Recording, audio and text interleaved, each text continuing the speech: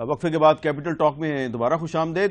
اس سے پہلے کہ میں احسن اقبال صاحب کے پاس جاؤں اور ان سے پوچھوں کہ جو ڈاکٹر زبیر صاحب نے سرکولر ڈیٹ کی بات کی، پاک چین جو معاہدے ہوئے ہیں ان میں جو سرکولر ڈیٹ کی بات کی، بڑی امپورٹنٹ بات ہے، اس پہ احسن اقبال صاحب میں آپ کے پاس آتا ہوں۔ لیکن کراچی چیمبر کے جو پریزیڈنٹ ہیں افتخار وورا صاحب، ان سے ہم نے کافی دیر سے بات نہیں کی۔ جی افتخار صاحب، آپ بھی کچھ کہنا چاہ رہے تھے؟ جی میں یہ کہنا چاہ رہا ہوں کہ دیکھیں جو بزنس کمیونٹی ہے نا، ہماری کسی کے ساتھ کوئی پولیٹیکل ایفیلیشن نہیں ہے بالکل، لیکن جو بندے حکومت میں ہوتے ہیں وہ سمجھتے ہیں کہ جو بات میں کہہ رہا ہوں وہ بالکل 100% ٹھیک ہے، اور جو اپوزیشن بھی ہوتی ہے وہ بھی ہمیشہ ہر چیز کی مخالفت کر رہی ہوتی ہے۔ درمیان میں جو سٹیک ہولڈرز ہیں، ہم دونوں چیز جو اچھی بات کر رہے ہیں ہم اس کو اپریشیٹ کرتے ہیں، جو غلط بات کر رہے ہیں ہم اس کو بھی کہتے ہیں کہ جو چائنیز پریزیڈنٹ کا جو دورہ منسوخ ہوا، بزنس کمیونٹی نے یہ کہا کہ یہ اچھا نہیں ہوا، جس وجہ سے بھی ہوا، دھرنا سیاست سے ہوا، جو بھی ہوا، تو ہم نے اس کو کنڈیم کیا اس بات کو۔ ان کا دورہ بڑا اہم تھا، اس کو ہونا چاہیے تھا۔ اس طرح اگر جو ہماری اور بھی انپوٹ ہے اس کے اندر، وہ آپ کو لینی چاہیے۔ میں گڈانی کے بارے میں بات کر رہا تھا، یہ گڈانی میں کچھ بڑے 2 پروجیکٹ لگانا چاہ رہے ہیں، کول فائرڈ جو لگانا چاہ رہے ہیں، تو وہ اس کا ونڈ ڈائریکشن کراچی کی سائڈ پہ جب آتا ہے، ایسٹ یہ ہے ساؤتھ ویسٹ کی طرف سے، تو یہ ایسڈ رین ہو سکتی ہے، اس میں اتنا پولوشن اوپر ہو جائے گا۔ ان چیزوں کی ساری انوائرمنٹس کی ساری ان کو اسٹڈی کرنی چاہیے، اور زیادہ سے زیادہ جو ہمارے انڈیجینئس را میٹیریل کے اوپر انرجی کے پروجیکٹ لگائے ہیں، جس میں زیادہ سے زیادہ ہائیڈل پاور ہے، اس کے اوپر بھی ہم کہتے ہیں گیس بھی ہے اور کول بھی ہے، اور جہاں فیزیبلٹی بنتی ہے، اگر یہ پنجاب میں کوئی کول فائر لگانا چاہ رہے ہیں تو اس کی ٹرانسپورٹیشن ان کو کتنی مہنگی پڑے گی۔ آپ یہ ساری چیزیں دیکھیں، کراچی چیمبر آف کامرس کے پلیٹ فارم سے تھر کول کے اوپر بہت بڑا کام کیا گیا تھا، ہم نے اس کی جو سرٹیفیکیشن ہم نے ساری کروا کر دی ان کو، تو یہ ہمیں تو اعتماد میں نہیں لیتے، پھر آگے جب آتے ہیں تو ہمیں تو یہ پوچھتے بھی نہیں ہیں، ہماری کسی بھی بات پر ہمیں یہ بڑا گلہ ہے اسلام آباد والوں سے، ہمارے اوپر ہم جن حالات میں بیٹھ کر یہاں پر کاروبار کریں، آپ کراچی کی پوزیشن دیکھیں، پھر بھی کراچی وائبرنٹ ہے، چل رہا ہے، پوری بزنس کمیونٹی جو یہاں سر دھڑ کی بازی لگا کر بیٹھی ہے، یہ ہم اپنی پرائیویٹ سیکورٹی کا ہم انتظام کرتے ہیں، ہمارے آفیسز، ہماری فیکٹریز، ہمارے دفاتر، ہمارے گھر، یہ گورنمنٹ کے جو لوگ ہیں ان کو سرکاری پروٹوکول ملے ہوئے ہیں، نفری جو عوام کی خدمت کے لیے وہ ان کی خدمت کے لیے، عوام کہاں پر ہے، جو ٹیکس پیئر ہے وہ کہاں پر ہے۔ تو میں یہ ساری چیزیں آپ کی آج اس پروگرام کی وساست سے میں پیش کرنا چاہتا ہوں کہ یہ ہماری آواز کو سنیں۔ 1400 بلین روپیز کا ہمارا صرف کراچی کا جو ہے اس کے اندر ہماری کنٹریبیوشن ہے آپ کو، تو یہ ہم کوئی بھی اگر ان کو کوئی چیز لکھتے ہیں، کوئی بتاتے ہیں، تو ہمیں کوئی کسی قسم کا ان سے جواب بھی نہیں ملتا۔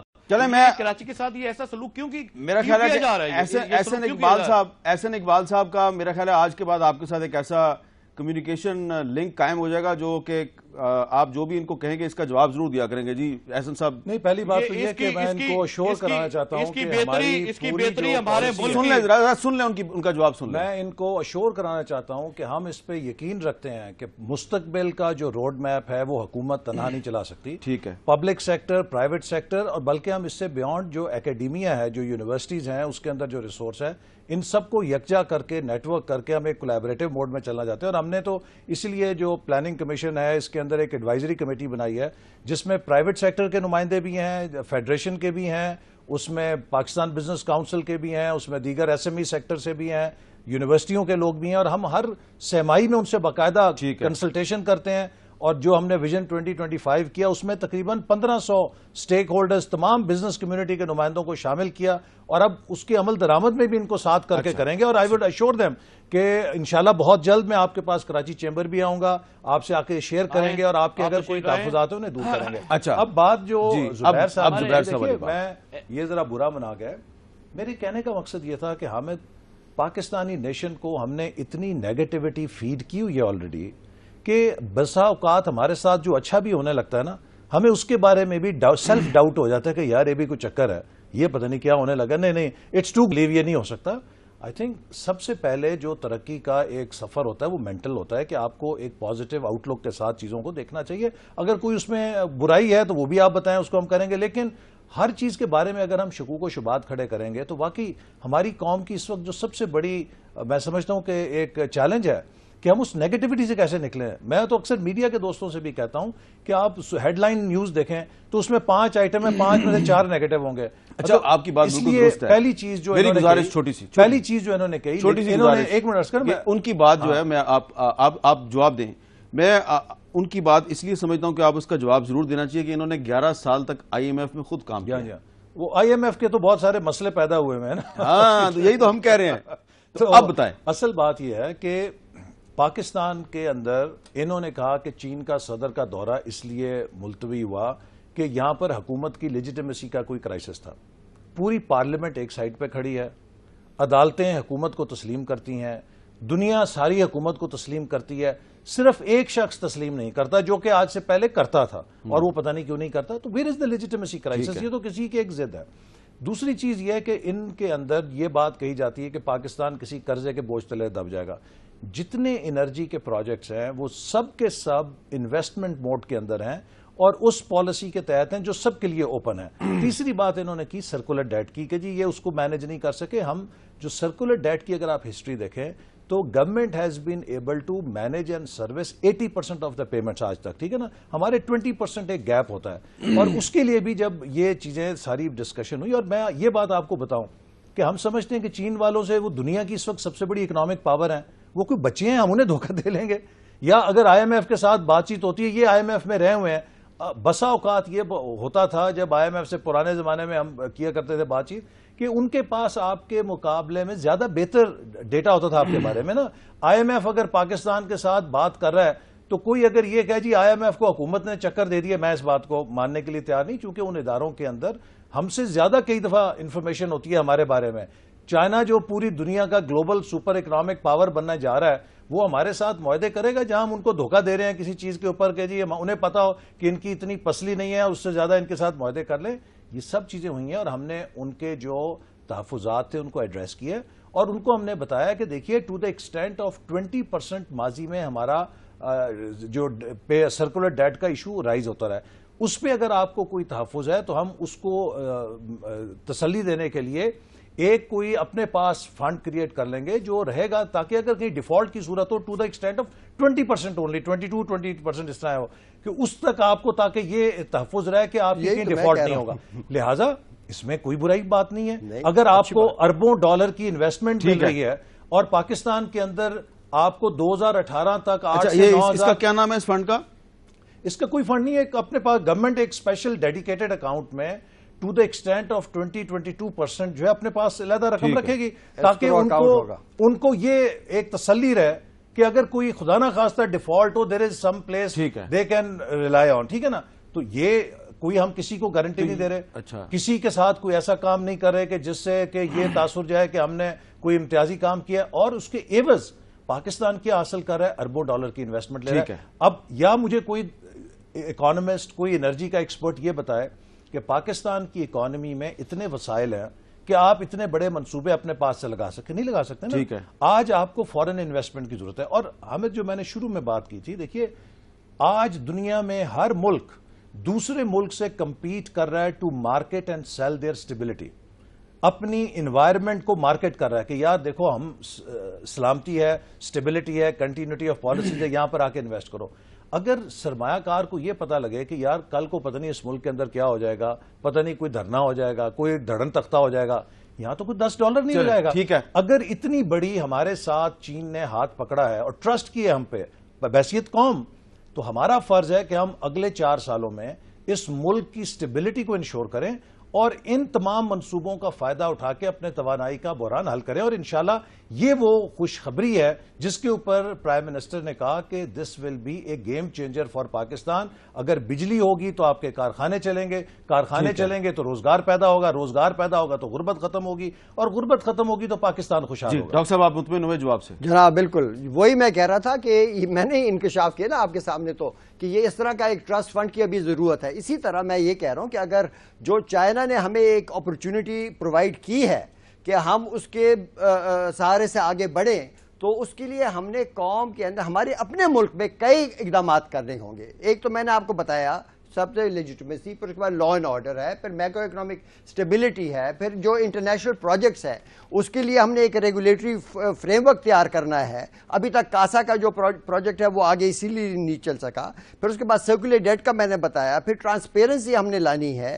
یہ سب چیزیں ہو جائیں گی تو پھر اور چائنا کے ساتھ جو بھی ہمارے انیشیٹوز ہیں یہ ایک قومی سطح پر ہیں. ہمارا ملک اور ان کے ملک یہ کسی سیاسی پارٹی یا کسی حکومت سے نہیں ہے, اور نہ ہی ہمیں چائنا کی اس انیشیٹوز کو سیاسی بحران میں پھنسانا چاہیے.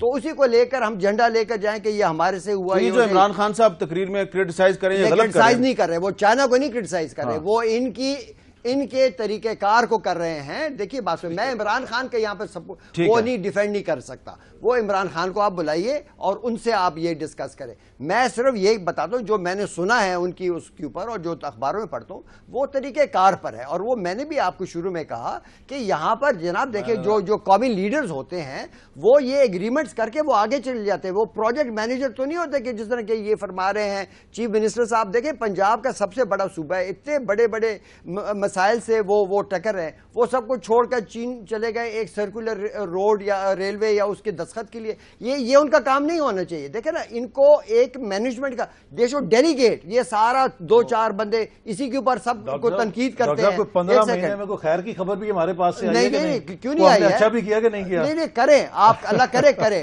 ہم تو یہ کہہ رہے ہیں, دیکھیں ہم یہ نہیں کہہ رہے اور نہ ہی نیگیٹیوٹی ہے.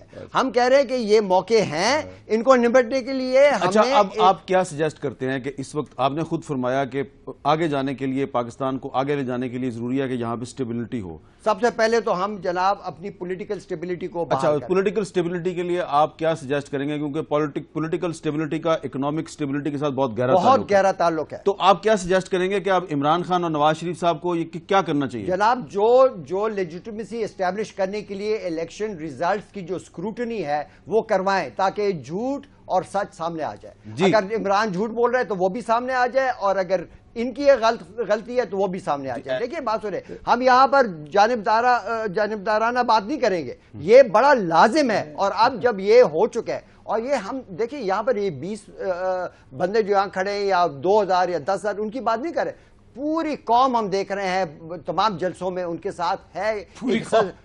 پوری نہیں, ایک سبسٹینشل پورشن آف دا قوم. دیکھیں نا ایک میں کہوں گا کریٹیکل میس ہے جو اس اقتدار کے اوپر شک کر رہی ہے. وہ شک ان کو اپنی خاطر, اس قوم کی خاطر ان کو وہ دور کرنی چاہیے. میاں صاحب کو, میاں نواز شریف صاحب کو چاہیے کہ وہ کہے کہ نہیں یار میں تو اصلی پرائم منسٹر ہوں. تو میں یہ کہوں گا کہ ان کو یہ اس بات پر کرنی, اور اس میں کمزوری ہماری سپریم کورٹ کی رہی ہے. میں کہوں گا دیکھیں بات سنیں, ان کو چاہیے کہ اس کو بیچ میں آ جاتے تو یہ بات ہی ختم ہو جائے. چلیں ٹھیک ہے. احسن اقبال صاحب آپ تو مذاکراتی کمیٹی میں بھی شامل ہیں. اب میں دیکھیں نا ان کو تو اب یہ ہماری کوئی چیز اچھی لگی نہیں رہی.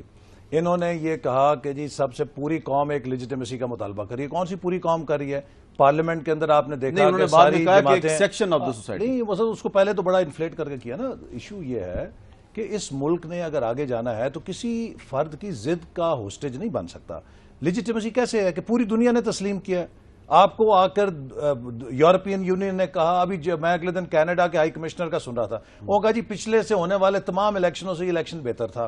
ہمارے ملک کے اندر بھی الیکشن میں شکایت ہوتی ہیں, یہ مطلب نہیں کہ مذاکرات کا راستہ ہے. اب آپ دیکھیے جو لیجیٹمیسی یہ کہتے ہیں, الیکشن کے بعد جتنے بائی الیکشن ہوئے ہیں ان سب بائی الیکشن نے 2013 کے نتائج کے اوپر مور لگائی ہے. بلکہ پی ایم ایل این نے, میرا نہیں خیال کہ کوئی سیٹ جو 2013 میں جیتی تھی اس کو ہار گیا ہو, بلکہ پی ٹی آئی نے جو جیتی تھی وہ ہاری ہیں. ابھی شیخوپورہ کے اندر بائی الیکشن ہوا ہے, وہی نتیجہ آیا جو پہلے تھا.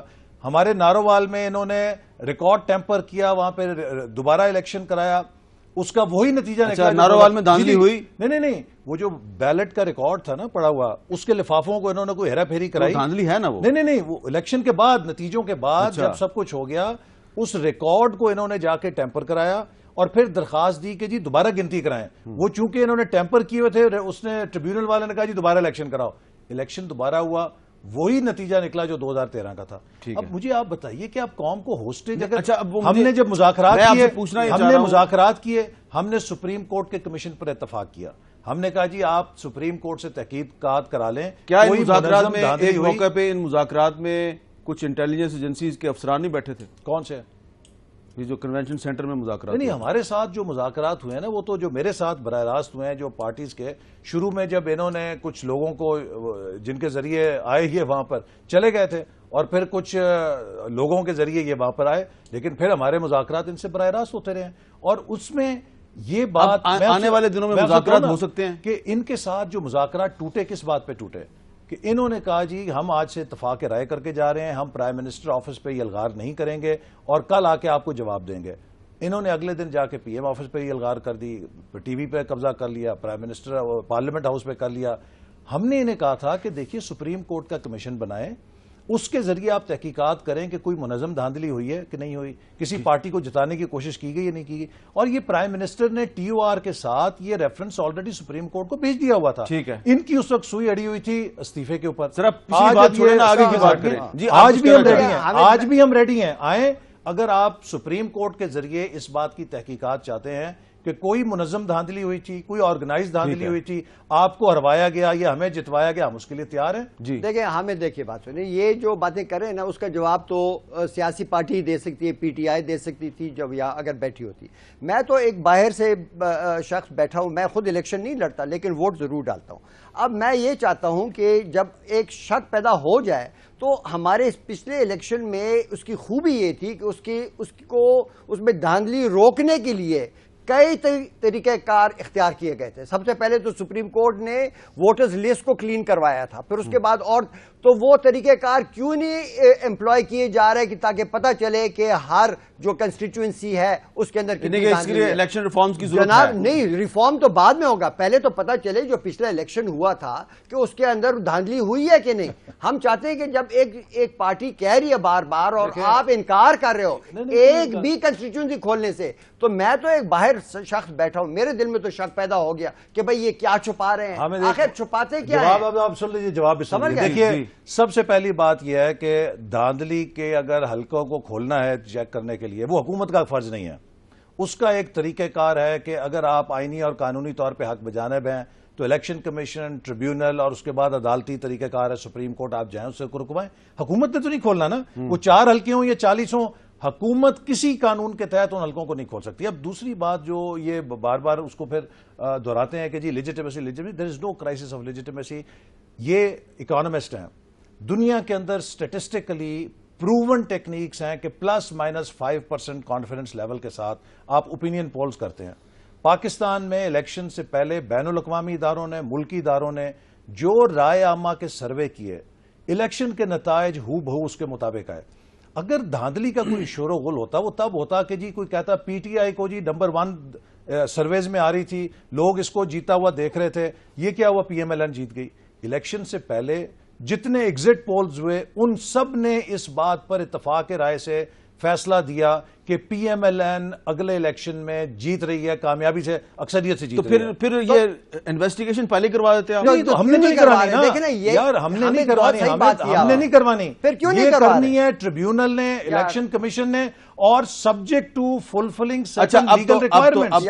اب تو پی ٹی آئی کہہ رہی ہے ہم مذاکرات کے لیے تیار ہیں, آپ نے بھی کہہ دیا ہم تیار ہیں, تو آپ کب بیٹھیں گے؟ ہم تو عید سے پہلے کہ انہیں آفر کر رہے ہیں. میں نے عید سے پہلے کہا تھا. دیکھیے ایک بات میں مسٹ پلیس آن ریکارڈ, ہم نے جب یہ مذاکرات شروع کیے تو ہمارا خیال تھا کہ ڈاکٹر قادری صاحب اور پیٹ زیادہ انریزنیبل لوگ ہوں گے چونکہ وہ سسٹم سے باہر تھے اور وہ ان کا کوئی سٹیک نہیں ہے سسٹم میں, اور وہ کہتے بھی یہ تھے کہ ہم نے سسٹم کو گرانا ہے. مر گئے تھے, کیا مطلب سٹیک نہیں ہے یار؟ میری بات سنیں نا, 18 بندے ان کے قتل ہوئے. Please have the courage, F I R, please I don't interrupt you. اچھا چلیں, پڑھے لکھا ہوں, F I R, the manners to please let me speak on my turn. So yaar you be speaking for the last 15 minutes. آپ بھی بات کرتے. 15 minutes. Doctor Qadri صاحب سے جب ہم نے بات چیت کی تو انہوں نے آؤٹ آف سسٹم سے ان سائڈ سسٹم آگے انہوں نے کہا جی ہم اس سسٹم کا حصہ بنیں گے, الیکشن لڑیں گے, بائی الیکشن میں حصہ لیں گے.